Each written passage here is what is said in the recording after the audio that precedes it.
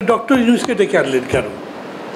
Doctor Yunus কোনো বিবেচনায় radical, কোনো বিবেচনায় রেভলিউশনারি, উনি একটা বিপ্লবী সরকার করবেন এবং বিপ্লব করবেন এরকম আশা করেছিলাম আমরা, রিফর্মই তো আশা করেছি। সেই রিফর্মটাও আবার উনি ঠিক মতো বোঝেন নাই।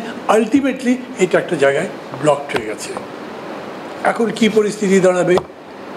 যখন আমাদের সাথে সংলাপ হয়েছে আমি তাকে একবার দুবার বলেছি যে এই পুলিশ যেটা আছে তার তো মিনিমাম কোনো সংস্কার করা হয়নি। তাদের যে কমিশন রিপোর্ট দেওয়া সেগুলো কেউ পড়েও দেখেনি, আমাদের সামনে হাজিরও করা হয়নি। অথচ একটা ভালো ইলেকশন করবার জন্যে পুলিশেরও সবচাইতে ইম্পর্টেন্ট ভাইটাল বাহিনী।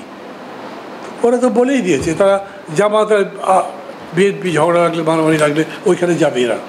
চট্টগ্রাম বিশ্ববিদ্যালয়ে যখন মারামারি হয়েছে তখন যায়নি তো, জামাত বিএনপি নাই, পাবলিকের পক্ষে যাবে নাকি ছাত্রদের পক্ষে যাবে? ওরা বলছে আমরা যাবো না, গভর্নমেন্টের কোনো ডিরেকশন নাই। তো এইখানেও তো তাই হবে।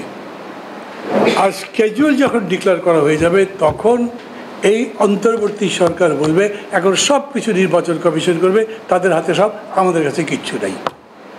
নির্বাচন কমিশনের নির্দেশ অনুযায়ী দেশ তখন চলবে না। কী যে একটা অবস্থা হবে ভাবলে পর মাঝে মাঝে ভয় হয়। It all depends on BNP and Jamaat possibly.